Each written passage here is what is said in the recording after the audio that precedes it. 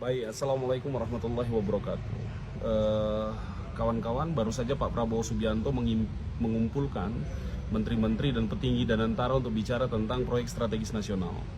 Akan ada 20-an proyek strategis nasional yang akan dibangun tersebar di Indonesia, dan ini merupakan kabar baik untuk bisa mengelola sumber daya alam kita. Ini akan meningkatkan serapan tenaga kerja, ini akan mengurangi import, ini akan meningkatkan ekspor kita, nilai tambah akan semakin terdongkrak, dan tentu saja ini akan memberikan ancaman bagi mereka yang selama ini menerima manfaat dari hasil ekspor bahan mentah kita. Dan dengan kebijakan ini pasti ruang itu akan semakin tertutup ya, karena kemudian ini akan dikelola sendiri oleh Indonesia. Nah,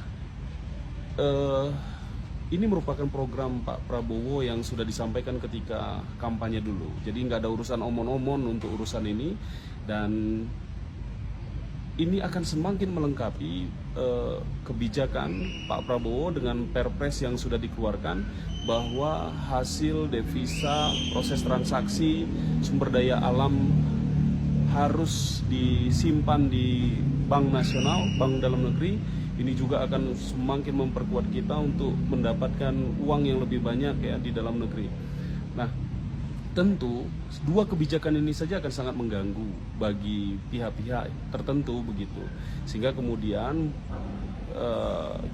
kita tidak berada di ruang kosong. Kita akan pasti menerima tantangan-tantangan tertentu, dan tentu saja sebagai rakyat Indonesia kita harus memberikan dukungan terhadap kebijakan-kebijakan yang baik, dan tentu kita juga harus mampu menangkal ancaman-ancaman yang mungkin saja akan datang dari luar.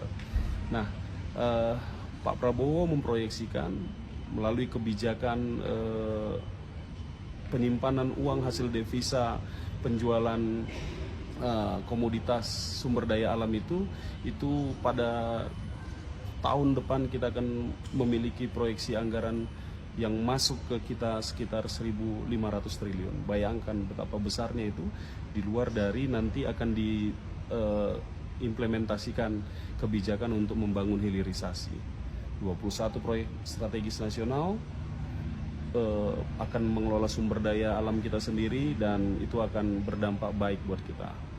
Mudah-mudahan ini akan semakin hebat dan masyarakat kita akan semakin lebih sejahtera. Terima kasih banyak.